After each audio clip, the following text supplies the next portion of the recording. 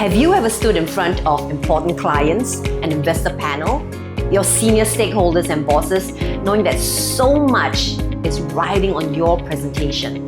Saying one wrong word could derail everything you worked so hard for. The expectations, the pressure, the self-doubt, all that creates anxiety and tension. That kind of anxious fear doesn't let you show up at your best. So how do you stay calm, clear, and confident in a high-stakes speaking situation? Over the years, I've developed strategies to show up and speak with credibility and connection on live radio, on TV, on stage, and for boardroom presentations. And I'm going to share them with you. Many years ago, I had to present to the official licensing board to renew the radio license for Lush 99.5. Now, this is a normal procedure, but there were several concerns. Firstly, Lush didn't have high ratings or revenue, so from a business point of view, there was no reason to continue. Then I heard they also had a new CEO who was reputed to be strict. If I failed to convince him, we would lose the license. Then we would have to shut the radio station down. Lush was a cultural statement, a unique station that I love listening to. So I didn't want to lose our radio license, not on my watch. So this became a personal and professional challenge. I kept thinking about how I mustn't fail at this, and that pressure gave me so much anxiety. For 2 months before the presentation, I had sleepless nights. Finally, I snapped out of it and used these strategies that let me sleep properly and give a convincing presentation. It got our license emphatically renewed on par with all the other radio stations. And I heard that a new CEO started listening to Lush. These 5 powerful and actionable techniques work whether you're presenting to your CEO, the board of directors, pitching for millions, or speaking at a global summit in front of your industry peers. It also actually helped me to enjoy giving the presentation. Step 1, master your breath. Our life begins with our breath, but many people do not know how to use it to improve their mental and emotional well-being. During tense moments, I realized that I was holding my breath, and that's a psychological cue of anxiety. So every night, I started to practice breathing techniques before I fell asleep, and that made me so much more aware of the power of my breath. This is a simple breathing technique that immediately relaxes your nervous system and reassures your body that everything's okay. It's called box breathing. You inhale for 4, hold for 4, exhale for 4, and hold for 4. The counting clears your mind of looping negative, anxious thoughts. Research shows that deep breathing reduces cortisol, the stress hormone, and activates your parasympathetic nervous system.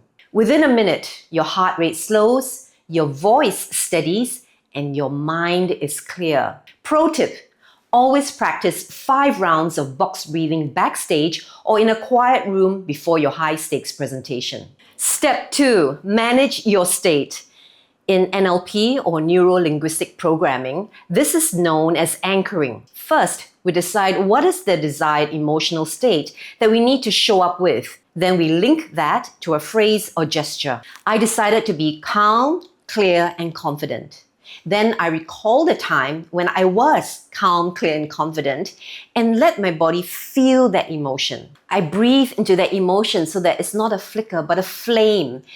Then I clench my fist, which is a gesture, and I said, we're going to get our license. And that centered my conviction. Pro tip, choose a powerful phrase that reflects your purpose. Anchor it with a small gesture like touching your wrist and repeat it every time you rehearse. And that takes me to step 3, visualize. World-class actors, musicians, and athletes go through vigorous mental and physical rehearsals before the big performance or match. And it's the same for a high-stakes presentation.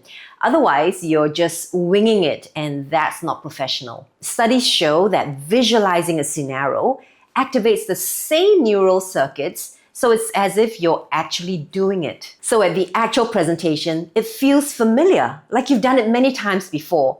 And that takes away the uncertainty, which means you feel more confident. Pro tip, visualize yourself going through all the steps in detail, walking into the room, making eye contact, speaking, pausing, and answering questions. Step 4, set your intention. On that day, before I stepped into the room, I grounded myself with breathing and set an intention. I'm here to protect the radio station for our loyal listeners. You see, fear thrives when we focus on ourselves because that makes us self-conscious. But when we focus on a mission, a purpose, something outside of ourselves, we can be objective and very calm. Step 5, speak to one person. This is one of the first things I learned as a new radio DJ. And I realized that it applies to so many public speaking situations. For this presentation that I did, we arrived with several executives. Their people started filling up the room. I think there were about 20 people, including both CEOs. Now, 20 isn't a big group, but it's not small either. I spoke as if I was having a one-on-one conversation. I focused on the main decision maker, the new CEO, but I also looked at the key person on his left and on his right. I tuned out most of the other people in the room because they were mostly there to observe or take notes. I had to do that because I didn't want to get into presenter mode, because that gives us performance anxiety and pressure in front of an audience. But when we're having a conversation, that makes us more relaxed and connected. Pro tip, make eye contact with a few people. Speak like it was a conversation. Emotional resilience isn't about pretending you're not nervous. It's about having the skills to show up with presence and confidence.